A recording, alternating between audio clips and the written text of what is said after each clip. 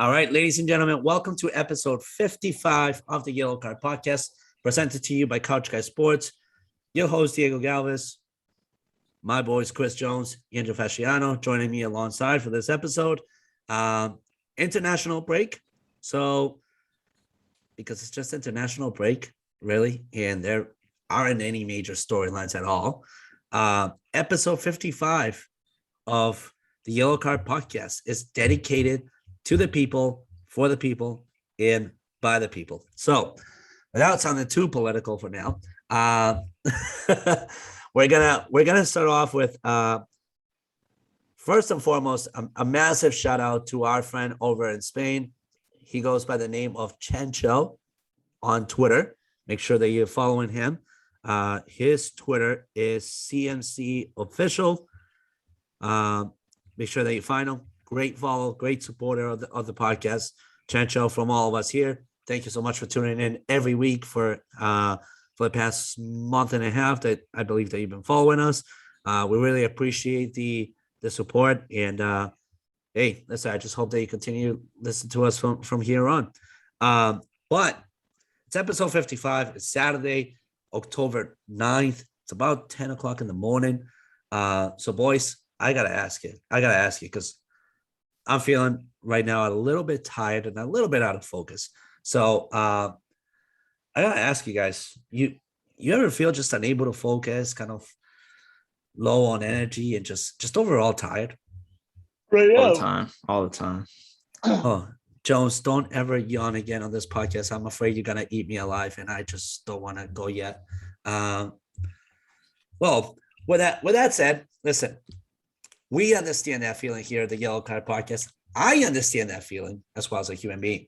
So because we understand it so well, the Yellow Card Podcast, like I said, is brought to you by Couch Guy Sports Network and sponsored by our newest partnership overall for the whole network and for the Yellow Card Podcast, Shocked Energy.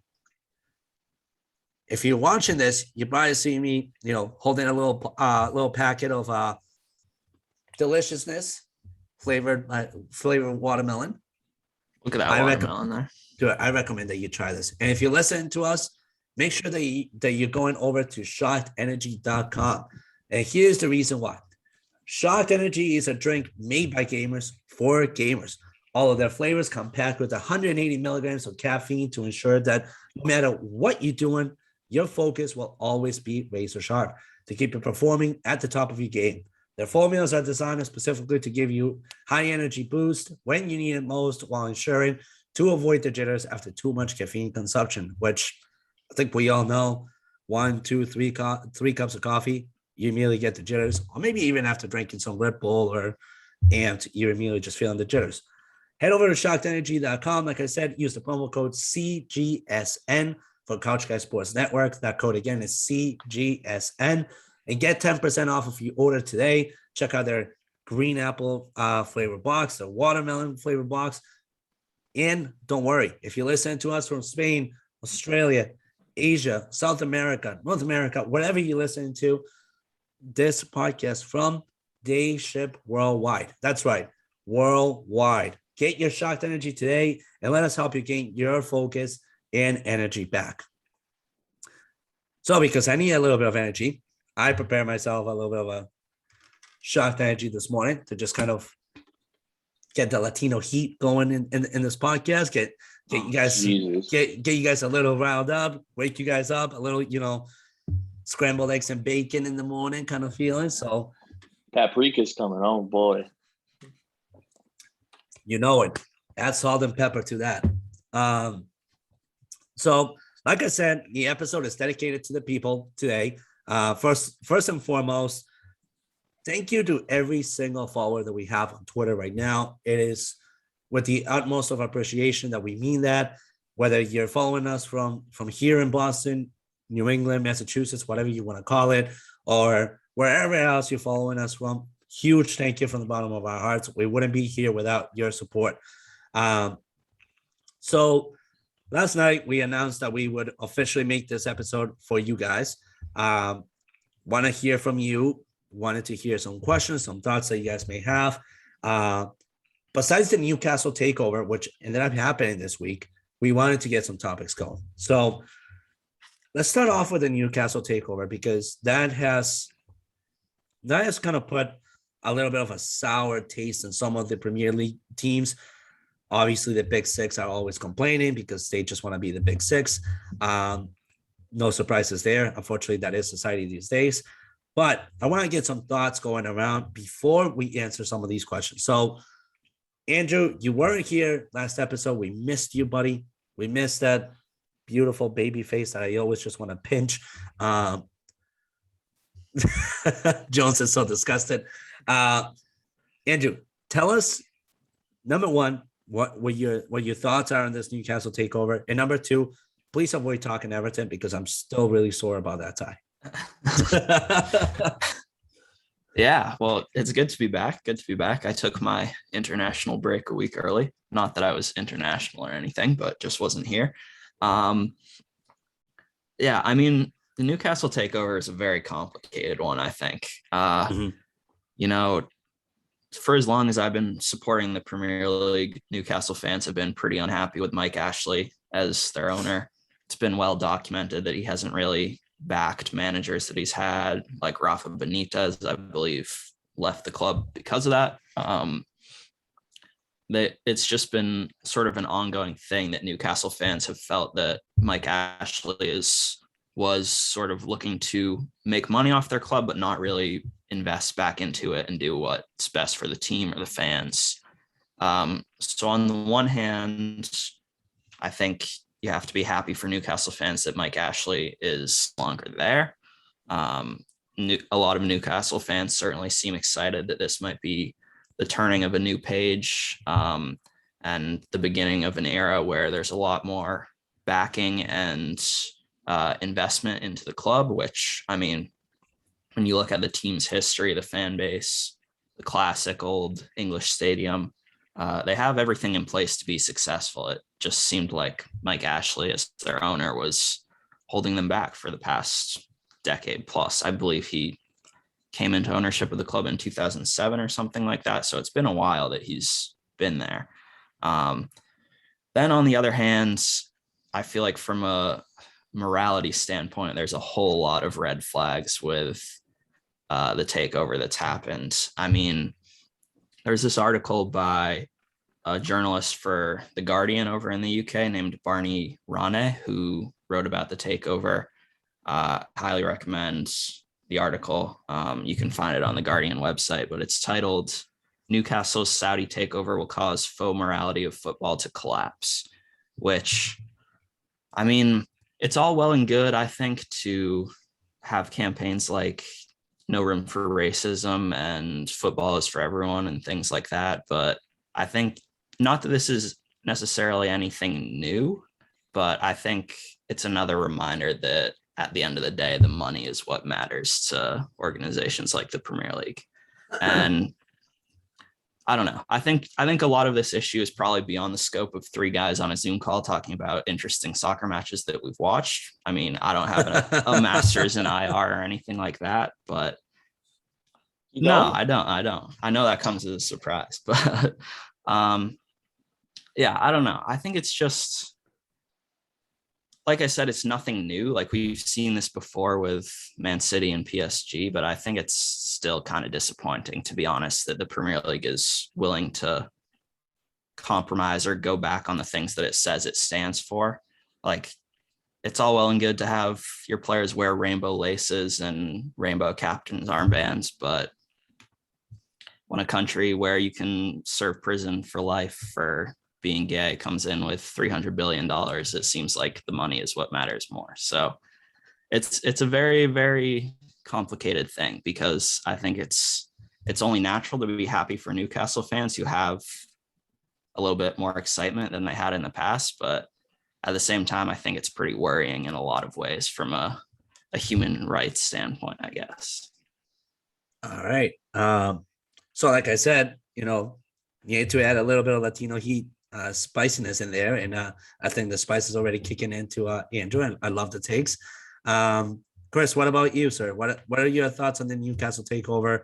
Where do you currently stand with that? and I think you might have frozen. You guys Hello? good? Yeah, there's Hello? some technical Hello? difficulties for a Hello? second there. All right. Shaking. There's an earthquake here. Hold on. All right. Are So, we good? so I'll repeat the question. Chris, where do you currently stand in terms of the Newcastle takeover, and how do you feel about it as a fan of the Big Six, of one of the clubs of the Big Six? I mean, it would be nice to see, other Premier League clubs be relevant. Like Newcastle has been, since I can remember, a middle of the table team, and they haven't been able to acquire the funds due to ownership and whatever else they have to deal with. So I think with the money wise, being able to get a bigger bankroll from the what's the word I'm looking for? The new owners from Saudi, that looks great and all. But at the same time, like Andrew said, there's so many political things, there's so many IR things that you have to think about as well. And what happens if they have a player and he comes out to be gay? Well, what do they do then? You know what I mean? There's so many different ways that they can go about this. But I don't know. I'm just kind of all places, Saudi Arabia, to be able to acquire a team within the Premier League. It's a little bit shocking to me that they're allowing it. All right. With that said, we're gonna tie in one of the main questions that we ended up getting from Chencho as well, which, by the way, his Twitter handle, I need to correct myself, is CMF official, just one C, so it's OFICIAL. So from him, he said, isn't it very hypocritical for the Premier League to be against the Super League because of the fans, but now approaching to sell a historic club to a rich dictator? So I'll give my take first, just because I haven't really spoken much about the Newcastle takeover yet. I'll tie up my answer to this. I'm in full agreement. I think it is super hypocritical, especially from a I guess from a societal status quo, right? Because the Premier League has always been noted as a league for the fans, but in recent years it has come under a lot of scrutiny because they really just want to make it more of a financial institution rather than something that really is dedicated to the people. However, for me, as long as I can remember, like, Newcastle has always wanted to be, in a way, kind of part of the top 6 clubs in the Premier League. They, to Chris's point, they've always been middle of the table, sometimes even, a little bit slightly higher than middle of the table, but not super far. But they have a historic, presence within the league. And I don't know if you guys recall this movie at all or not, but do you guys recall the movie Goal? Mm-hmm. A few years back. So the initial part of that movie was dedicated to Newcastle and in the history of Newcastle, building around, low profile players, but building them up to be these big superstars. And I think for a while now, Newcastle has lacked that. And it's because of how they use their financials during the past decade or so. We haven't seen any new superstars come out of their teams at all. And it just seems like, they just continue to struggle. They've relegated before in the past decade or so. And they have struggled to get ahead of just even the 10th position within the past 10 years or so. So I think from that standpoint, financially, having a new institution kind of be the head office of that organization, it's a good thing. However, I think from the human rights standpoint, and without stepping my line over politics, because for me that's just none of my business at this point. I do agree that there needs to be some sort of guidelines to a new ownership that really hasn't been well informed as to how the rest of the owners are engaging in those aspects when it comes to their teams, like allowing players to have a platform where if they are gay, bisexual, or whatever choice they decide to make, that they can make that freely and have the club support. That's number one. Number two, gotta make sure that there is at least fair pay, because what if you have one player who you just all of a sudden got, like, let's just say that they got Kylian Mbappe, right? Give him a deal for $100 million for 6 years, and what everyone else is making 100,000, 200,000. Like, that's there is no way in building a team like that, especially if you're trying to become a new successful face in the Premier League. And number three, for me, it's more of again, it's more of an educational factor more than anything, because sure, Saudi Arabia is one of the richest countries right now in the world. They continue to be very well put economically. But if you're just here to own a team because you're a rich dictator, it's possibly best bet that your club is going to end up having to sell the next 2 to 5 years, because you're probably going to collapse at one point or another. So from that standpoint, I think it's very hypocritical for sure. But I think within every single change, you kind of have to give it the benefit of the doubt and see how that change progresses. There are some major concerns outlined. I agree with the concerns that both of you two have brought in. I'm on the same side as you guys. But I think if we dabble a little too much into the politics of it, I think we're forgetting that the sport in itself is also the first thing that really needs to come to mind, front and point forward. It's my take there. But Jones, Andrew, what are your thoughts on that? And I think you kind of just nailed it on the head there. I mean, we just have to wait and see how it plays out, I guess. We can be as hypocritical as we want to be, but if they're going to make the Premier League even better, all the power to them. Yep. Andrew? The question was like Super League versus this takeover, right? I was like, so basically calling them hypocrites for being against the Super League, but willing to sell the team to a dictatorship, in a sense. I actually think in a way it's a consistent position from the Premier League, because if the Super League had gone ahead, they would have lost their 6 big money makers. So I think in both situations, it's the Premier League sort of looking out for their own financial interests in a way. I think the hypocritical part, I think, comes down to the reasoning that they gave, right? Because with the Super League, I feel like it was a lot of the Premier League acting like they were defending the fans, but they also had their own financial interests at play as well. So I think there's some hypocrisy for sure involved, but I also think that at the end of the day, it's a lot of the Premier League trying to defend their financial position and make sure that they're as profitable as they can be, which they are a business. It makes sense for them to do that for sure. Yeah. And I think at last, like, there is 2 other outlying problems that I see here. Is the decision for the Super League not to move forward was made by UEFA, right? Where is UEFA stepping into this decision of a Newcastle takeover being made by a country that doesn't really seem to align too much with your thoughts in terms of human rights, correct?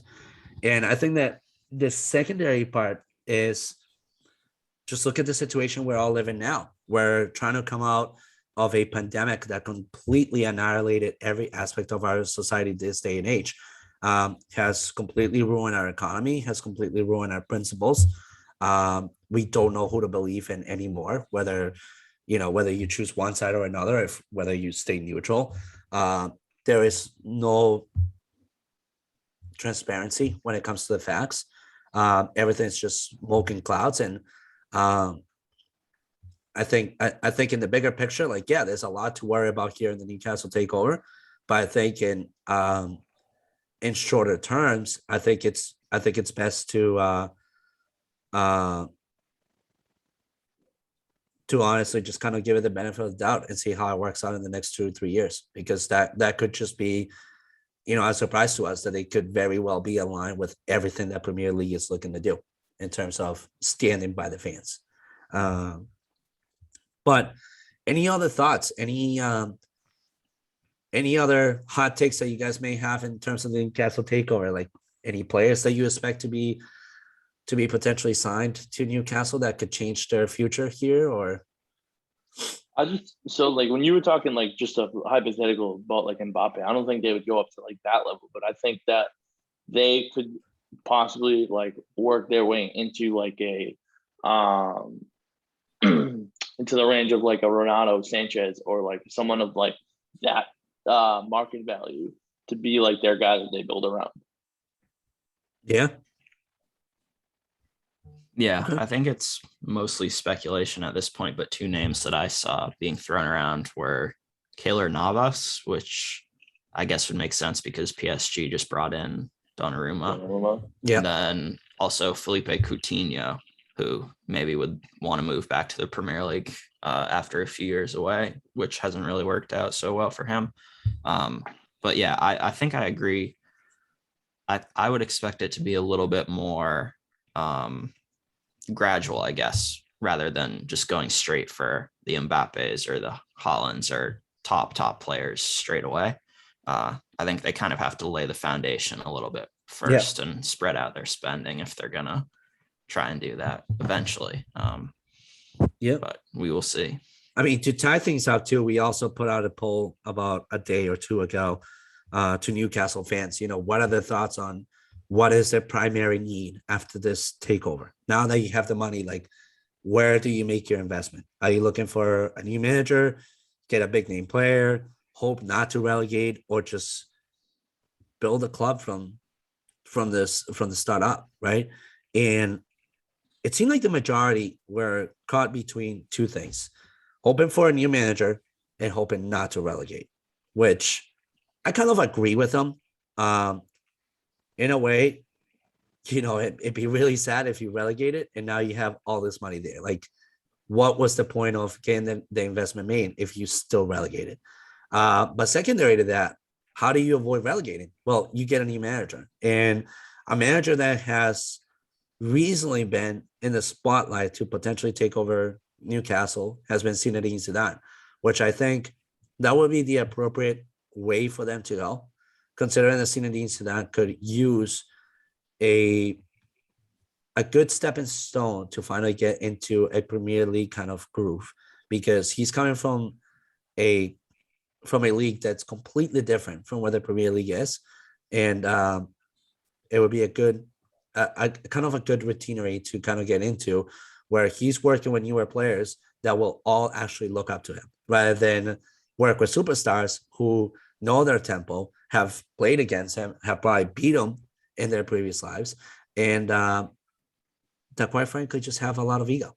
Maybe this is a potential for Zinedine Zidane to make a name for himself as an actual head coach, and somebody who can potentially be inspiring to the kind of youth that Newcastle currently possesses. So either way, I kind of agree with their answer, and I actually appreciate that they interacted with us, because to be quite frankly honest, it seemed like a lot of the Newcastle fans were just really happy about the takeover. They were just ready to move on from the previous ownership. But just like they were ready to move on from the previous ownership, we're ready to move on to the next subjects. With that said, we have some Liverpool fans that follow us. So we're going to get into Liverpool now. One of the main questions that we had was from Rebecca Arnold. Her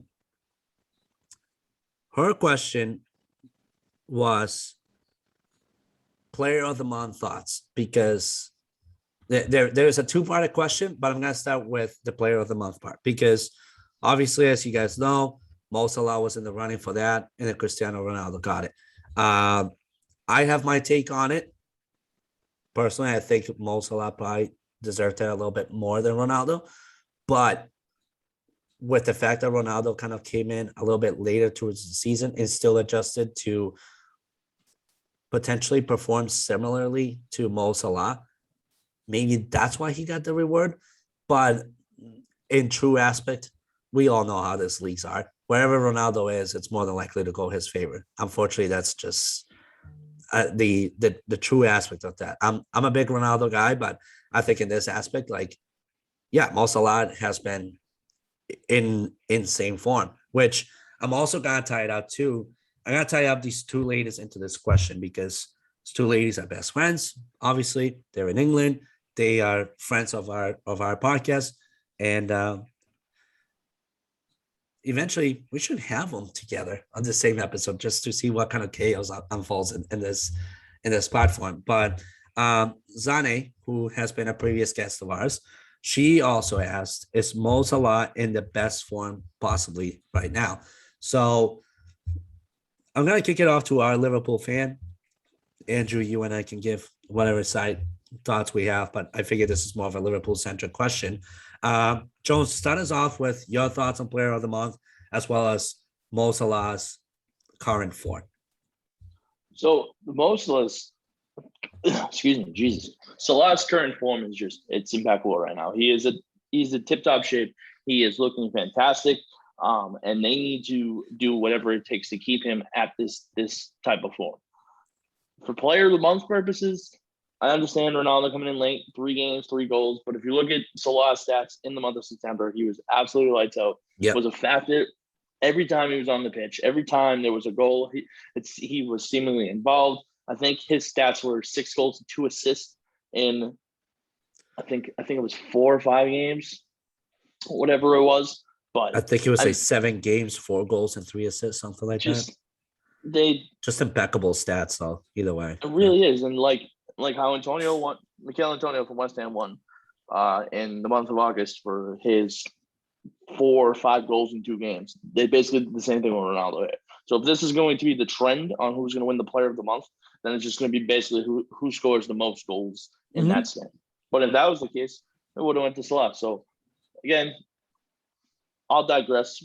It's fine. They need to give Manchester United something because if Ole's still running the show, it doesn't look promising again this year in the Premier League. No. All right. So we got Jones's thoughts. Any additional aspects there, Jones, that you want to add? As for Liverpool talk, I mean, it's just good to see Sadio Mane back because he was very much so missing from time to time last year. And now he's back in 100%. I think he is looking great. And that trio up front is dominant. And with Virgil van Dijk, this team literally has a chance to win the Premier League yet again. All right. Andrew, over to you. What are your thoughts on the questions that we got from Rebecca and Zane? Yeah. Player of the Month, I think Ronaldo had 3 goals in 3 Premier League games, I want to say. Yep. I think Salah had the same, specifically Premier League, 3 goals in 3 games. And Sarr from Watford, I want to say, also had 3 goals in 3 games. So if my recollection is correct, there were 3 players who scored 3 times in the Premier League in the month of September. I think probably realistically Salah had been the best player in the league so far this season and probably was the best all-around player in the month of September. But at the end of the day, I guess it is a fan vote, so it makes sense that someone like Ronaldo, who has such a big following and such a big profile, would take it home. I mean, he has been very impressive since returning to Manchester United as well. Salah has also been very, very good. He scored a great goal to start the month of October, so maybe he'll get it for October. I don't know. But yeah, I think if you're looking at overall performances and everything that someone's contributing to the team, I feel like Salah has probably been the most informed player in the Premier League this season. Although there have been many other good players as well, but he's just been on fire, like you said, Chris. I also think that if we were talking about Player of the Month, you know, what Ronaldo's done for Man United has been great, but I would even put a guy like drawing a blank on how to pronounce his first name, but Townsend, I think would be a better fit for a Player of the Month vote than Ronaldo was, because Townsend's been lights out for everything so far. He did win Goal of the Month, so yeah, it's a little consolation. That was an absolute screamer. Great goal. Yeah. Yep. I mean, I agree with much of what you guys have said. I think the only thing that I can defend Ronaldo as Player of the Month from a Manchester United standpoint, it's back to, again, being transferred from a slower pace league, which we all know the Italian league is super slower pace compared to the Premier League, being 36 years old, that age factor has got to come into a factor here.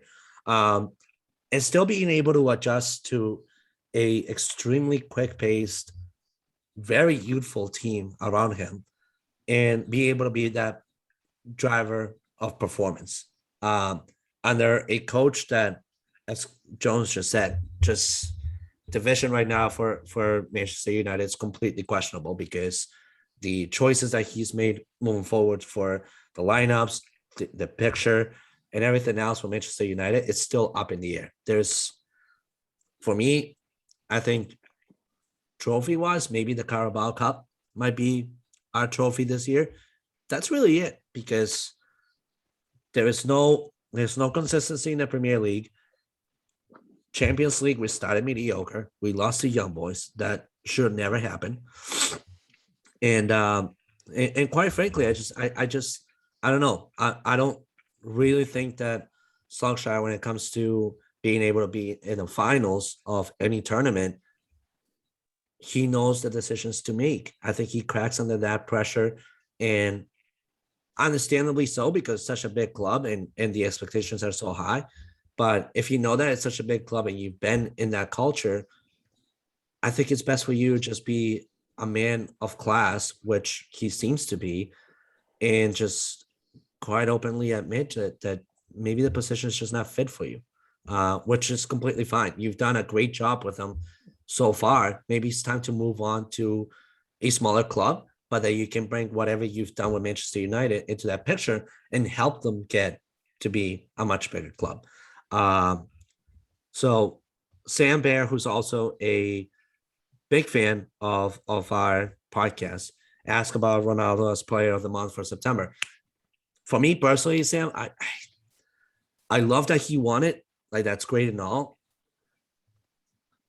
I do think, though, from a perspective of development in the Premier League, his performance thus far and what he's attributed to this club, I think Mo Salah was more deserving of that title to begin with for September. However, listen, as Andrew mentioned it's a fan-based vote, nothing that you can really do about it. But moving on from that, a secondary question that was brought up from Sam as well, and I thought it was interesting. I'm going to ask you guys, is Arteta's success this month a fluke or a sign of what's to come for Arsenal? I'm going to kick it off to Andrew, then Jones, and I will go last. Yeah, that's a good question. To be honest, I think it's kind of a little bit in the middle. I think that Arsenal's start to the season, where they lost 3 straight Premier League games, wasn't entirely a reflection of what their level over the course of the season is going to be. And in the same way as that, I think maybe their 3 straight Premier League wins in September isn't entirely a reflection of what their level is over the course of the season. And what I mean by that is, if you look at the teams that they've played, like to start the season, they had Brentford, newly promoted side, at home, tough matchup for anyone in the league. They then played Chelsea and Man City, who are 2 of the big title favorites coming into the season. I think pretty much any team in the league outside of maybe Liverpool and United would understand that it's realistic to lose both of those games. So they started the season with 3 really tough matchups, I think. And since then, they beat Norwich, who are the worst team in the league so far. Burnley, they got a good win over Tottenham, and they drew with Brighton. So I think it's understandable whenever Arsenal does poorly, there's always a lot of reaction and talk on Twitter. But I think that that start to the season was pretty tough on them, and it wasn't necessarily super fair to expect them to hit the ground running, given that's what they were up against. So I think they're definitely a better team than that month of August suggested. But I mean, at the same time, Arsenal should be beating Norwich. The win against Tottenham was a good win. So I think it's kind of somewhere a little bit in the middle, where they're they're a talented team, a talented young roster. They have a young manager who's still sort of figuring things out and putting things together. There's going to be hot streaks over the course of the season. There's going to be slow streaks where they can't get on the board. So I think I wouldn't expect them to keep on winning 3 out of 4 in the league necessarily, but I also wouldn't expect them to lose, 3 in a row all that often either. I think they're somewhere in the middle between those two. All right, Jones. I mean, I think the big thing that we talked about at the beginning here with Arsenal is they don't have any of the weekday competitions to worry about this year. Right. No Europa League, there's no Champions League, so their focus is all on the Premier League right now. And I mean, they're playing in the EFL Cup right now. In the round of 16, they play on the 26th against Leeds at home. So they have that to worry about. But other than that, they're just focusing on the Premier League. So I think once they got going, especially during that tough 3-game stretch, now we're starting to see how really good this Arsenal team can be. And I think personally, they're gonna be contending for top 4. I think their schedule over the next couple of months, it isn't that difficult. They play Palace when we come back on the 18th. They got Aston Villa, Leicester, Watford, Liverpool, Newcastle, Man United to end the month of November. So it's not like their schedule is tough, but they can definitely falter as well. I mean, it all depends on what side Arteta decides to put together.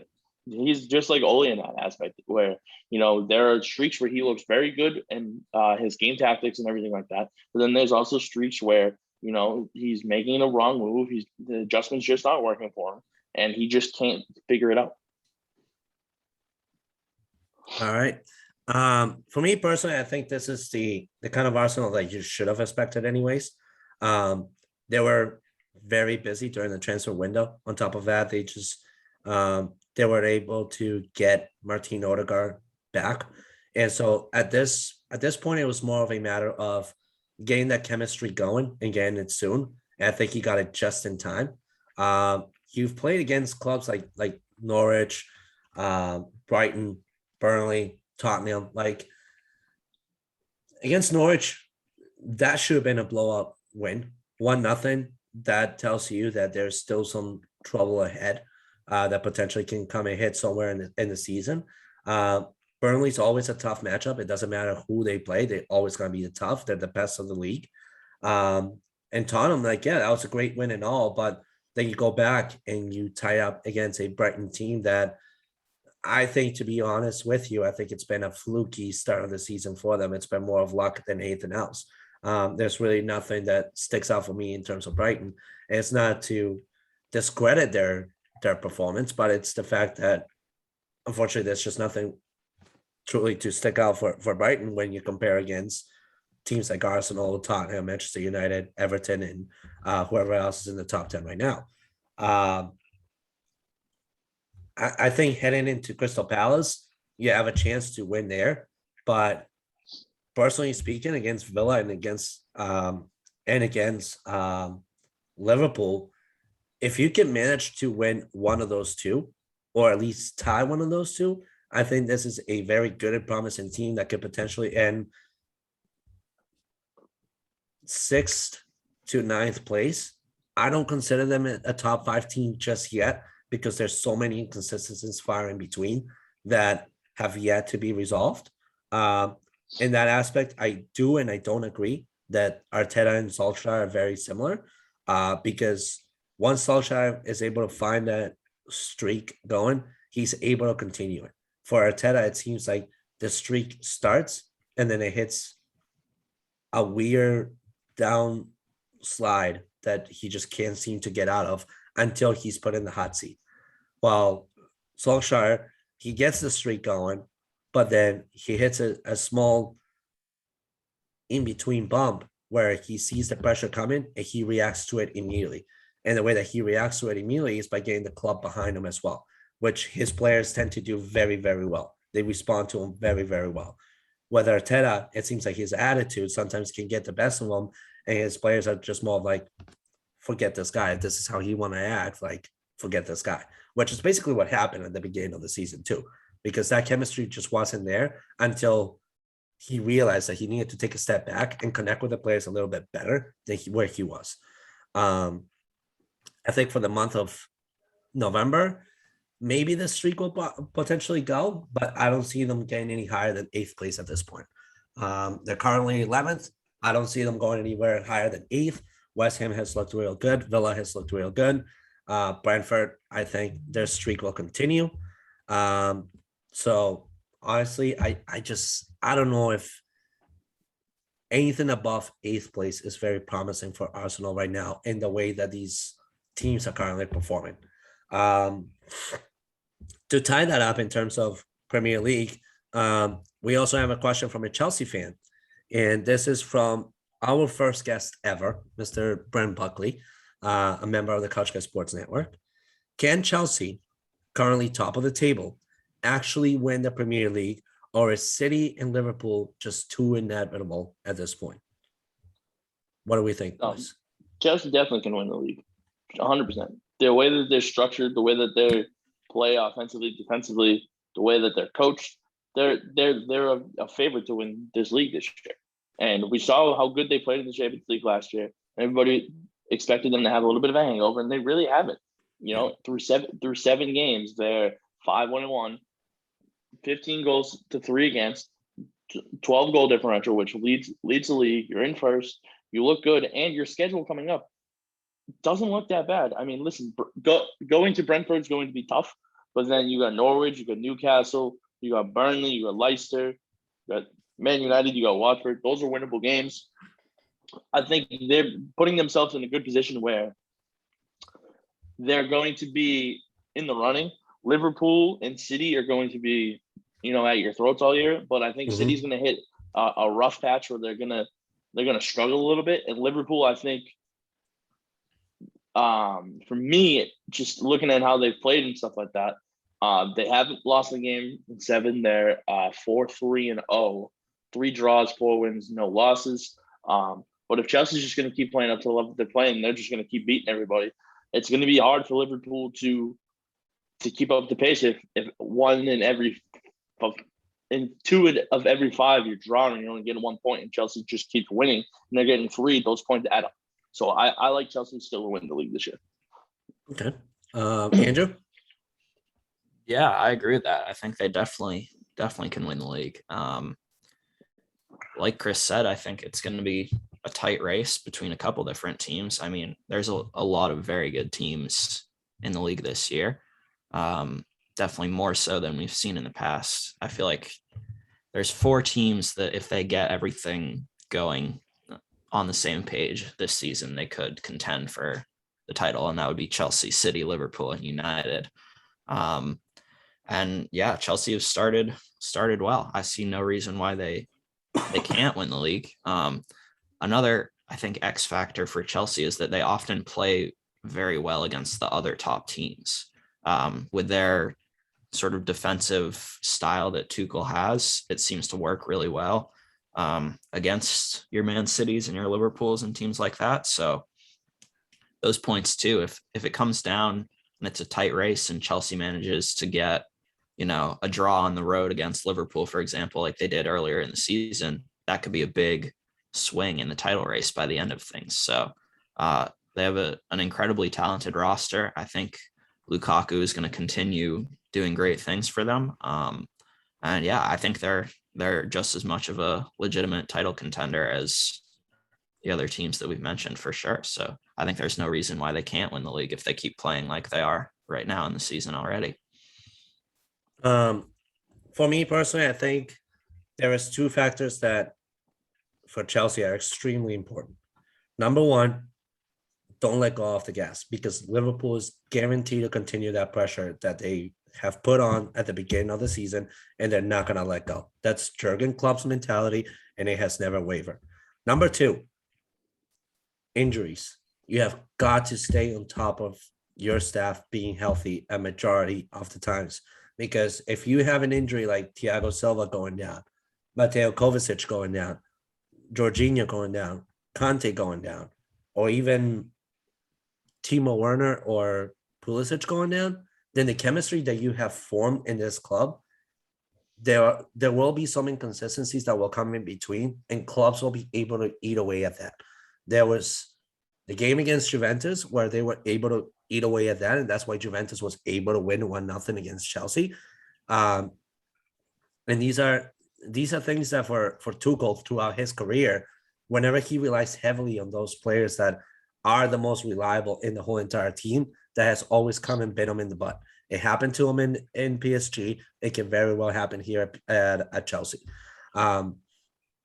Secondary to that, again, back to my point, you have to keep an eye out on Liverpool, because Liverpool's pressure right now will remain consistent.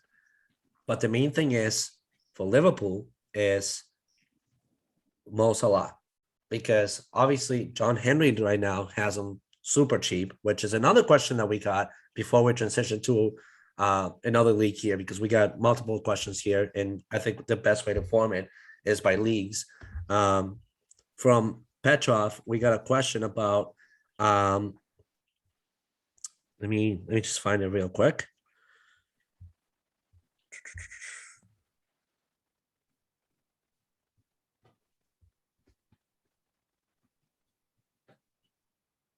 So Petrov is one of our followers on Twitter. And his question was,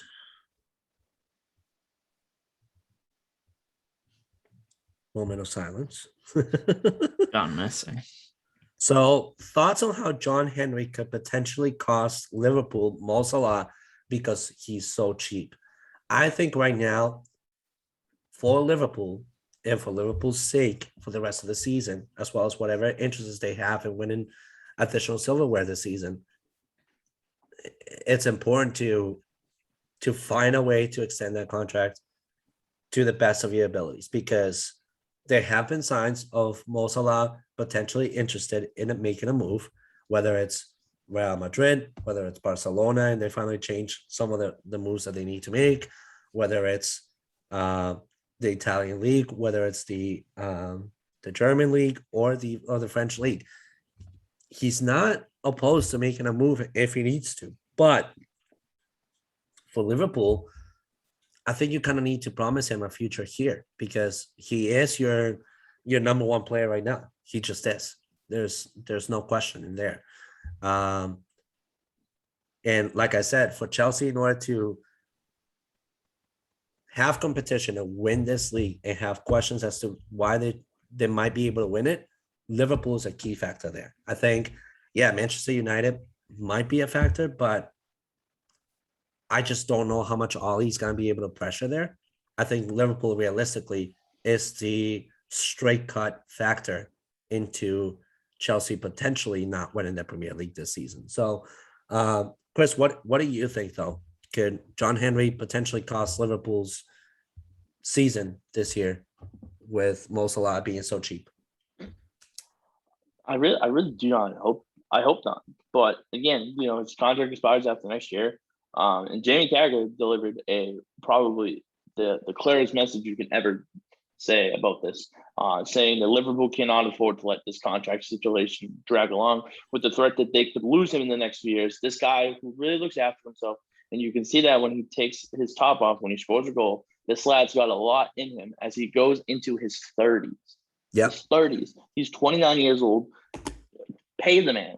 John Henry, if you want to be able to contend in the English Premier League, you need to keep guys like Mo Salah on this team. Mo Salah looks fantastic. He's put up 100 goals for you since coming to Liverpool. 100 goals with Liverpool in the Premier League. It's unheard of what he's done. He's just a talented scoring winger that can facilitate and do all of it. You need that. This is who you need your offense around. Diego Jota is a great piece to fit around him, but if you take out Salah, Diego Jota is not going to be that great. Sadio Mane is a great winger, do not get me wrong, but at the same time, Mo Salah is up to the level of top 5 players in the world. Mm-hmm. I agree with that. Andrew?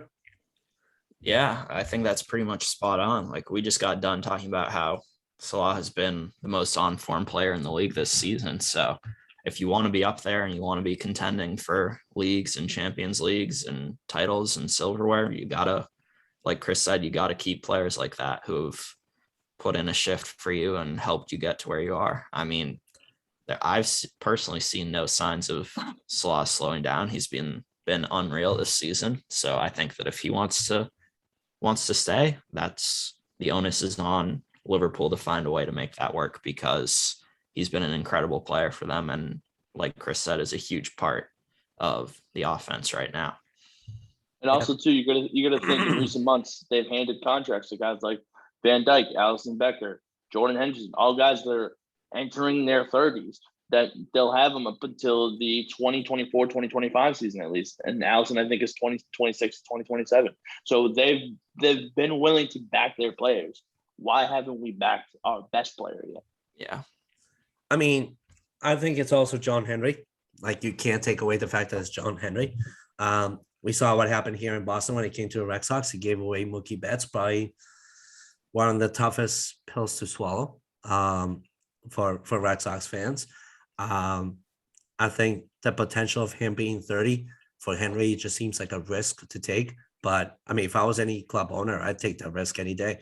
Somebody that in that form, Jesus Christ, that's just not even a question. But anyways, I'm gonna tell you right now, if they fail to get this contract with Salah solidified and he goes to one of the other top clubs in the world, you will be seeing John Henry quickly selling this fucking team. Oh, absolutely. There's no question on that. Shout out to another Chelsea fan real quick.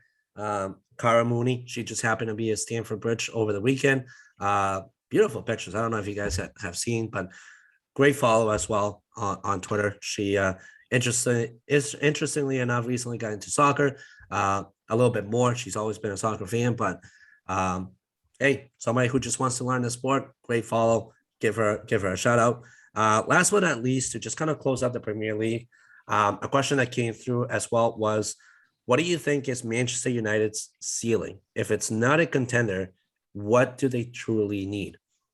I'll answer that quickly. There's two things that you need. You need to make a trade for center defensive mid, and you need to seriously evaluate if the future is there with Ole Gunnar Solskjaer. Those are the two things. This team in itself truly is a contending team, but you have to let go of some pieces in order to be able to, number one, make some revenue in the back end so that when you're ready to invest in a center defensive mid, you can. But additionally, in the case that you need to change gears in terms of management, you have that money there to promise so that you can bring in somebody that can actually give you a future for this team. That's really all it comes down for Manchester United. It's not a do or die moment, but it's more of like think logically and spend logically more than anything. What about you guys? What are you guys' takes from an outsider's point of view? I mean, I think you guys are in a good place. I just think you need to get better play. And obviously, I think your biggest issue you always say is right at center defensive. It's always a liability for you. I think your back end is solid. You know, getting Rafael Varane has paid off. David De Gea looks like he's in tip top form right now. He looks pretty good, pretty solid. I know you were out on him for a little bit, but I agree. I think we're hitting that time frame last year where Chelsea decided that Frank Lampard just wasn't that guy. So could we be seeing the same thing for United this year? Yep. Andrew?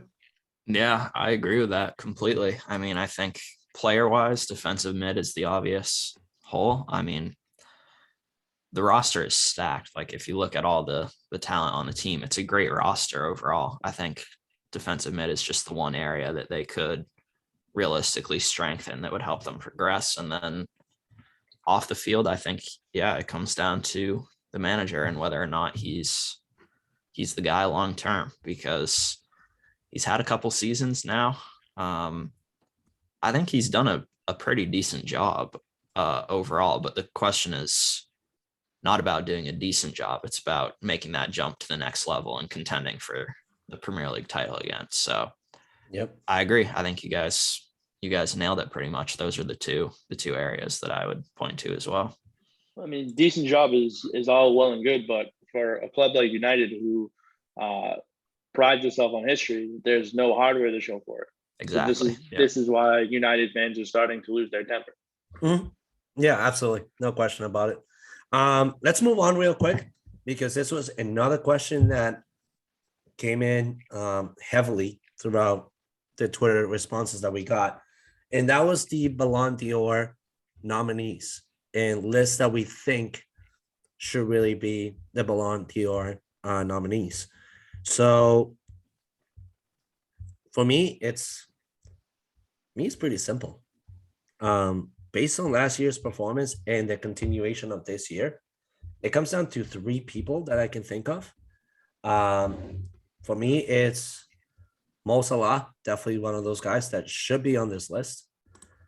Another person that should be on this list should be Ngolo Kante. His performance last year with Chelsea was indescribable. He continues to be an extremely well-developed talent and deserves to be there.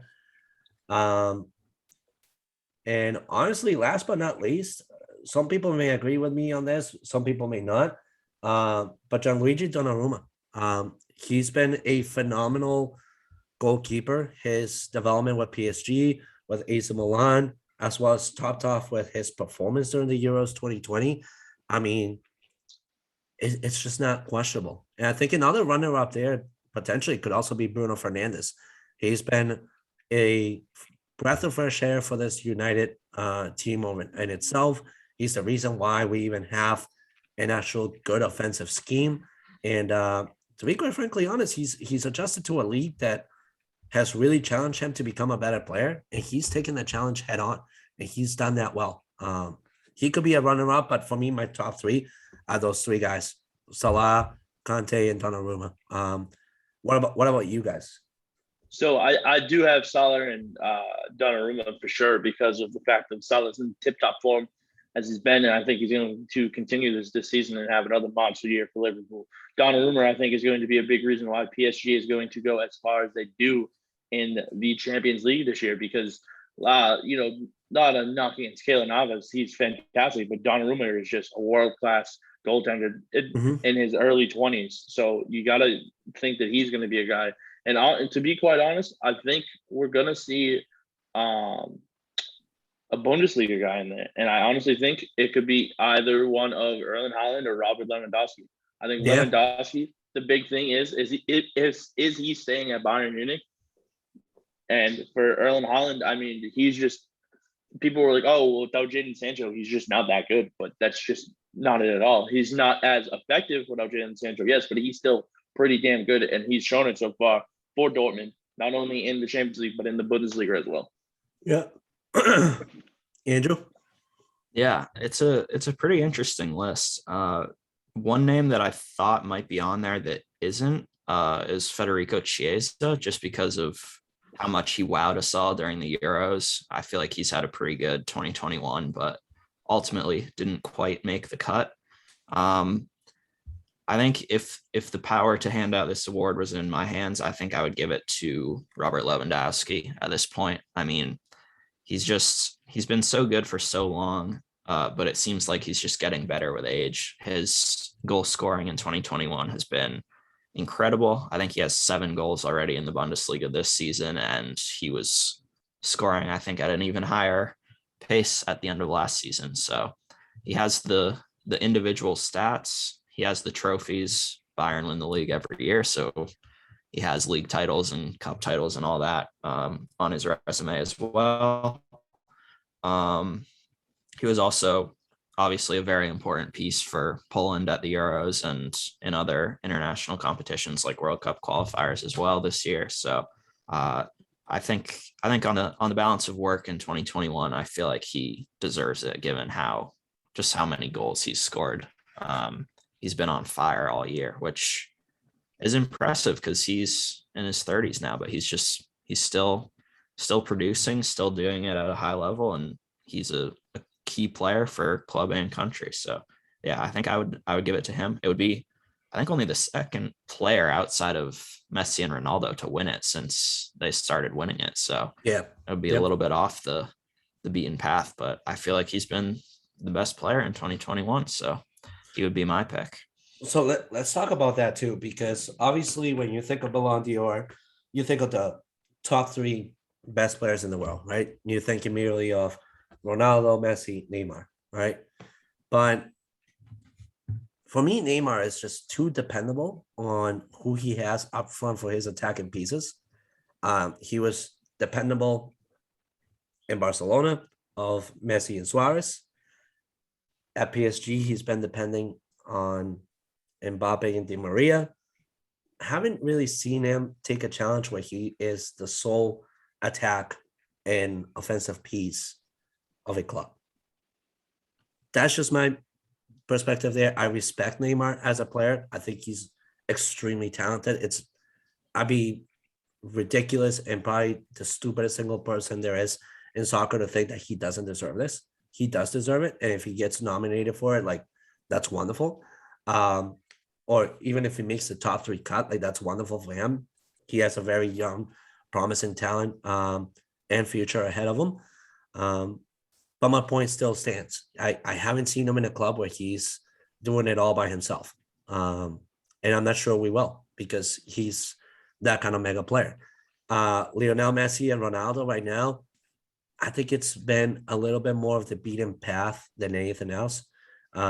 Both really good players still at their age, but let's be honest, from the transfer window, which was an argument that we've had so far too, their performances have been completely different. Ronaldo has been more of a guy that United has heavily relied on and trust, while at PSG, it's been that the move has gotten there a lot of fire, which we'll get into that next too, because there is a big headline coming out for PSG that will potentially ruin their plan if things do move forward.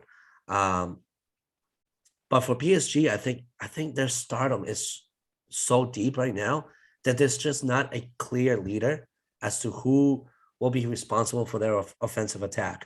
Because you got Neymar, Di Maria, Mbappe, you got Lionel Messi. You have a solid midfield as well. You have really good pieces in the bench as well. Who's your clear-cut leader there? You know, it's a team that, while they made the transactions very financially driven and very smartly, it's more of the performance. And yeah, we saw the first full 90 minutes performance of Lionel Messi. But to be quite honest, I watched the whole game and there were plenty of times where he just seemed lost. He scored beauty of a goal, but he just seemed lost. And there's no clear picture as to how that offense is driven. While for Ronaldo at Manchester United, his role is clear.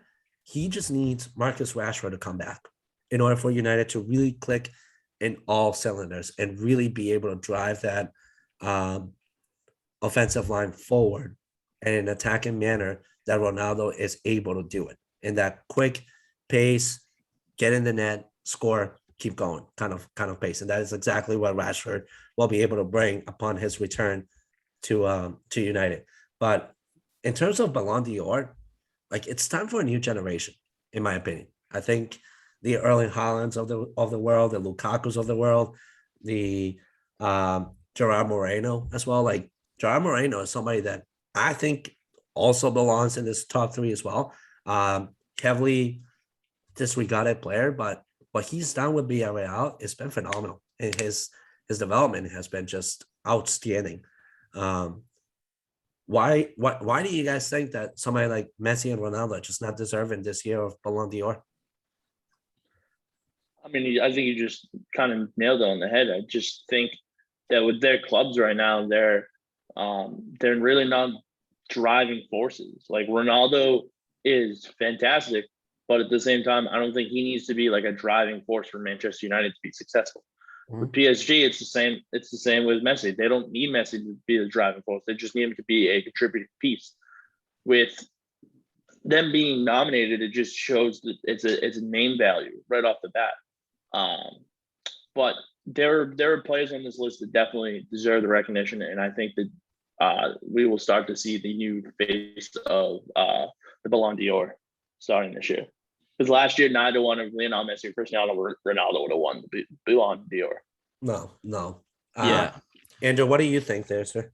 Yeah, I mean, if you look at the whole of 2021 as well, by the standards that Ronaldo and Messi have set in the past, just wasn't their best work, I feel. I mean, Ronaldo at Juventus, towards the end, probably wasn't his best performances. I mean, they got knocked out of the Champions League a little bit earlier than they would have liked. And same thing with Messi at Barcelona. I think it's fair to say that it wasn't necessarily either of their faults. Like the team around them weren't really pulling their weight, I think, in both situations. But like just by the body of work that they've had in the past, I think if you're gonna set such a high standard, you can't fall short of that standard and then be in the conversation in quite the same way. Like, don't get me wrong, I think they absolutely deserve to be on this list of 30 nominees, and they deserve to be in the conversation around who's going to win it. But just for me personally, if you look at the whole year, I think someone like Lewandowski has played at a higher level and accomplished more. Like Messi and Ronaldo, both fantastic players. I think they're both in better situations now, with Ronaldo at Man United and Messi at PSG. Barcelona was falling apart. Things weren't quite clicking for Ronaldo at Juventus. There's a quote the other day, I think it was Chiellini, who came out and said that Ronaldo was so good that like it made other players complacent a little bit. So it wasn't working there. I think so. Yeah, I think Ronaldo at Man United is a better situation for him, and I think Messi at PSG is potentially a better situation for him as well. So maybe we'll see them back up at the top of the favorites list in a year's time. I don't know, but I just think based on how their 2021s went, I would just favor Lewandowski. Personally, I think he's had a better year. All right, so let's tie in real quick the Mbappe situation and what's going on in La Liga. Let's go real quick because I think both subjects go well hand in hand. One of the questions that we got, and we'll start it off this way, is from she goes by the name of Take a Shill Pill on Twitter. Her name on Twitter is Boston Fan, or whatever you want to call it. However, her question was very clear. If I can just find it real quick, that'd be great. What do we think of the Mbappe situation with Real Madrid? And also, could we discuss the Barcelona disaster ship? Before we do Barcelona too, though, there was a question from one of our really good friends of the podcast. They go by the name of Kicking It with Connor on Twitter. His name is Connor McCabe. Great guy. Phenomenal streams that he puts out every week, every day, basically. If you are looking for additional content besides the Yellow Card podcast, highly recommend our friend over there as well. Great stuff, just growing. Potentially a guest here very soon to come. However, let's get started on the Mbappe situation, because during the week, or maybe last week, I put together a piece real quick on Mbappe and some of the comments that were made by Fiorentino Perez, which he just can't stay out of the limelight. He loves it. But I'll start off with you guys before I share what I said on my article. Either one of you guys go first. Doesn't matter. Is the question just about the situation as a whole, Yeah. or is there like a specific? No, just like what do we think?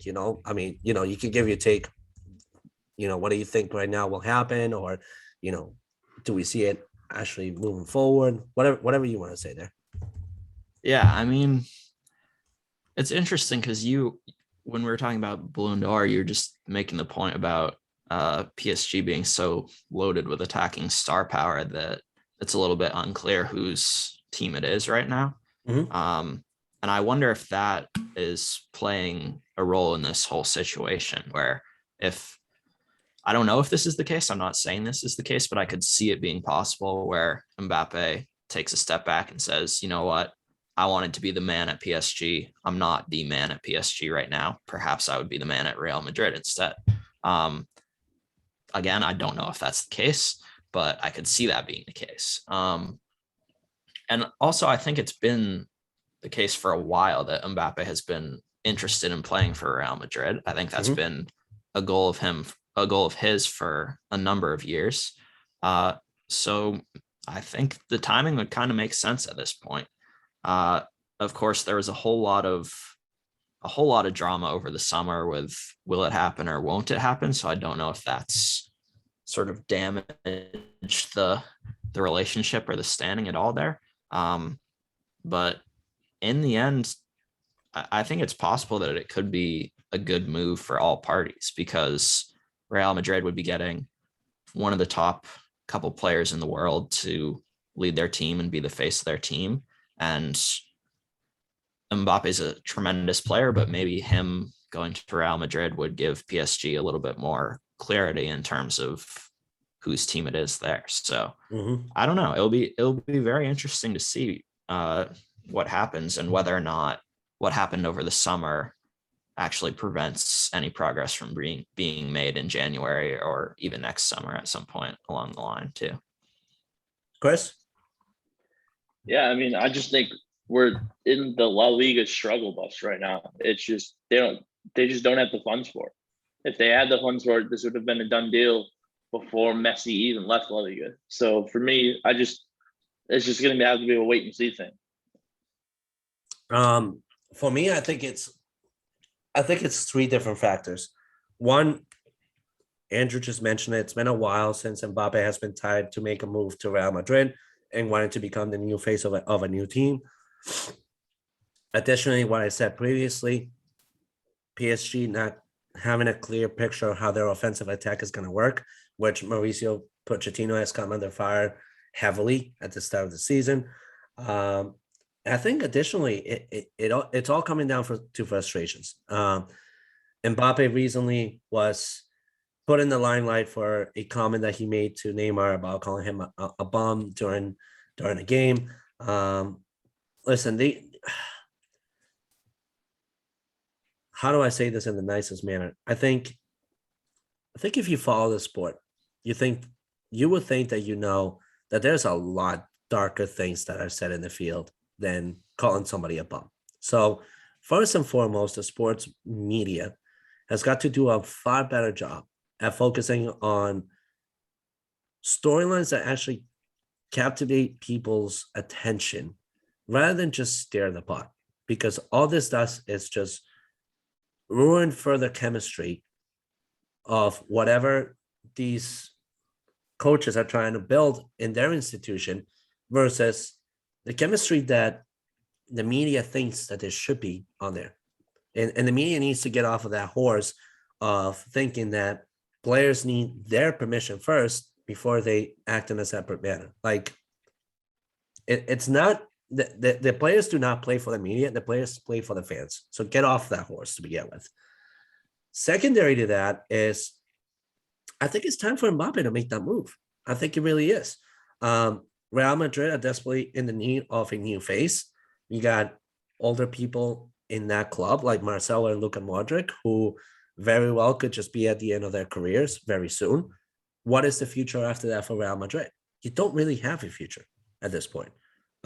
You kind of have Marco Asensio, but at this point, Marco Asensio could be the target of a move to a Premier League club or maybe even to the Italian league as well. So you kind of need to start building a new future around. And with somebody as inspirational as Carlo Ancelotti can be, this is probably the best way possible to start creating that transition.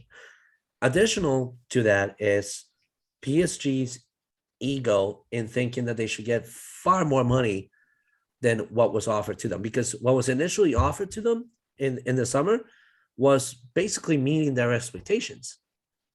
But depending on how PSG read that contract and that offer, was more of like, no, we just want to come in the middle of whatever your plans are for the Champions League. Give us Mbappe because we're here to ruin it for you. And that was not the case. It was more of like, you guys clearly don't need Mbappe at this point because you got Messi, Neymar, Di Maria helping you in your attacking line. What do you really need Mbappe there for? Just as a substitution off the bench? You're burning the talent there. PSG has also been the center of potential moves as well. They've been linked to bringing Paul Pogba to the club. They've been linked with other moves around the world. It's just like, okay, at some point that money is eventually going to run out. what back end funds do you have to potentially continue to make these moves? And I think at this point, if you're PSG, to avoid a collapse like Barcelona has faced so far, you kind of need to get ahead of that. So it's a win-win situation for PSG, and it's a win-win situation as well for the future of this talent. I think really that the Mbappe move to Real Madrid will really come to fruition come January 1st of 2022. It needs to happen. It's for his future as well. And I think for PSG at this point, it's clear that their future is Neymar. It just needs to stick to that image. That's where I stand in terms of that. Any additional thoughts before we move on to Barcelona? Perfect. So bringing up the question from Connor. Boy, this is a loaded question. Barcelona has to build a new Camp Nou in the near future, even going as far as releasing concept art. What I would like to know is the club so broke, or how they're going to afford a new Camp Nou? What do you guys think? They're not getting a new Camp Nou. They physically can't. They can't afford it. They can't do anything with it. They're not getting a new Camp Nou anytime soon. I make it simple. Before you even start thinking of a new stadium, you need to start thinking of your future, and you don't have one. Build around it, and then potentially build your new home. Because at this point, neither boat is promising a good trip for you fans. Either boat is soon to sink in the ocean, and I don't know which one will go first. So that's my answer. Yeah, I mean, to be honest, I didn't even know that they were planning to do that until I saw a question from Connor. I didn't know that either. So maybe they were already hoping for it to be the construction to be done or something, and the pandemic delayed it. So maybe the money was already put aside, and that's how they were able to afford it. But honestly, I don't know. And yeah, I think I would agree that probably they have bigger issues to worry about right now than trying to figure out how to build a new stadium. Feel free to throw in the Ronald Koeman jab. No, that's why I left it to you, because right. You're the one that. I mean, the uppercut. if I were a Barcelona fan, I would rather they invest what money they have in a new manager who's going to actually progress them towards the future. Did you guys see the quote from Pjanic, I think it was recently? Oh, here comes the knockout blow. I don't remember exactly what it was. It is Ronald Koeman. Go ahead. It was something along the lines of, here comes the Tyson Fury haymaker. I don't remember what it was. He said something like maybe if they had a good manager, they would be in a better place or something. There it is. Let me see if I can find it real quick. This is Ronald Koeman. This is Andrew Paciano. Oh man. Woo! No, yeah. I mean, I don't know. The other thing too is, like, if you're Barcelona, you're at a stage where you need to be developing young players and building up the confidence of your players, which I feel like Koeman just isn't that type of manager anyways. So regardless of me not liking him for what he did at Everton, I feel like he's the wrong fit for what they need right now. Anyways, so yeah, I'd actually be very interested to see what Connor has to say about Koeman and whether or not he wants him to continue managing, because I know he's a Barcelona fan, but I personally think, like Diego said, that they have bigger issues to worry about, and they could probably spend that money elsewhere and have it be used more effectively in a different way, essentially. Yep. All right. So let's close up the episode. Let's bring it home, because boy, there is a lot of love happening in New England for the right team this year, the New England Revolution. First question that we got is from Couch Guy Sports' CEO, new owner, Al Nahigian. Will the Revolution win the MLS Cup? It's a simple yes or no. Thumbs up for yes. You won't get answers from Paciano or I. That is I mean, we kind of have to give an answer for the future of I'm this giving podcast. it in the middle because I'm not giving an answer.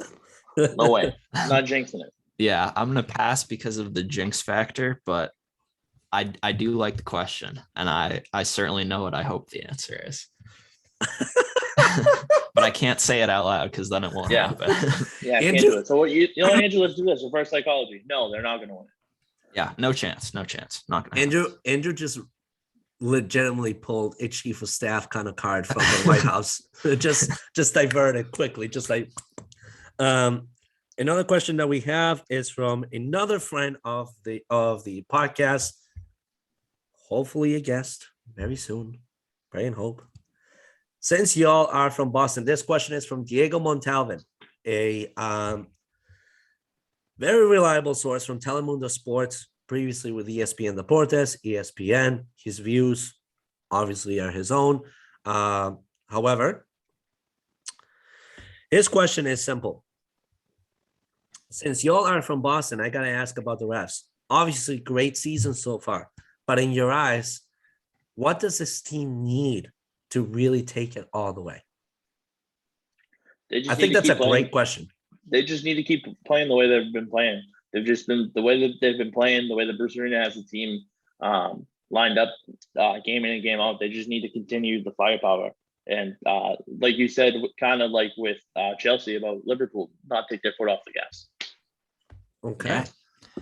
No, Andrew? I agree with that. I don't think they necessarily need like any specific players in any specific positions to strengthen what they have. I think like Chris said, the big sort of X factor is whether or not they can keep the pedal to the metal and keep playing how they've been playing, because when they've been on top form this season, they've been virtually untouchable, and the gap in the standings reflects that. So I think it's going to come down to whether or not Bruce Arena can ensure that they stay hungry and stay motivated and keep on performing at their highest level, because if they do that, I think it's going to be tough for other teams to stop them in the league. So yeah, I mean, Bruce Arena has tons of experience doing that. There's a reason why he's won titles before in MLS. So yeah, I think it just comes down to whether or not they can keep playing at the level that they've already been performing at. All right. For me, it's very simple.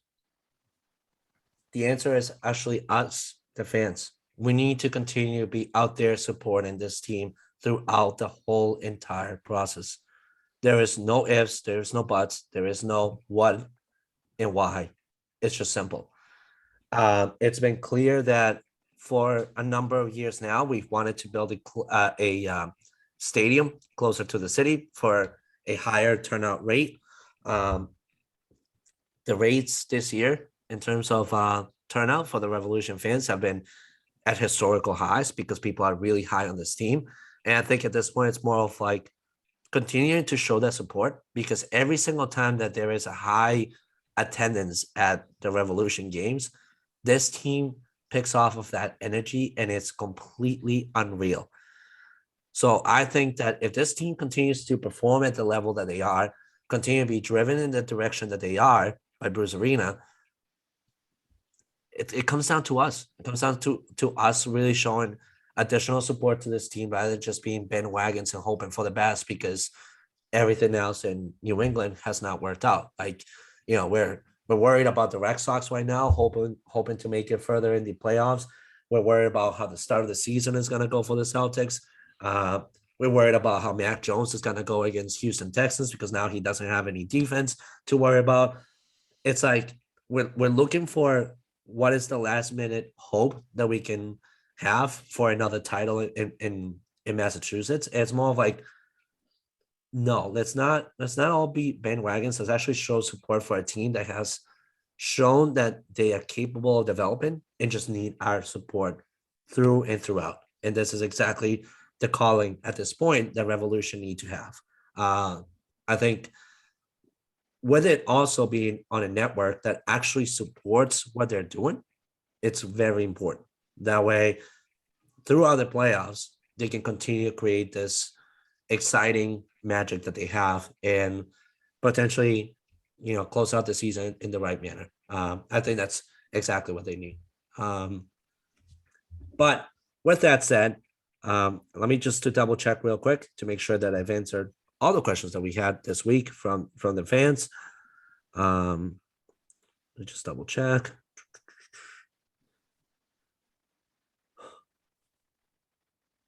The answer is yes. I think we have. Let me just, rather triple check than feel like somebody got left out. I don't want anybody to feel left out. There was one question that was left out, but it wasn't about soccer, so we're not talking about it. Oh, it was. Yeah, that's right. So don't worry about it. All right. So with that said, episode 55 concludes here. Your host, as always, Diego Galvez, Chris Jones, Andrea Fasciano. Make sure that you're following us on Twitter at Podcast Card. Make sure that you find us on Spotify, episode 55. Just look up Yellow Card Podcast. We're under the podcasts column. Or on the YouTube channel for Couch Guys Sports. As always, check out couchguysports.com. Check out their merchandise store as well. And last but not least, make sure that you use that code CGSN in Shocked Energy. Go to shockedenergy.com for 10% off. With that said, episode 55 concludes here. Thank you so much, and we'll see you all next week.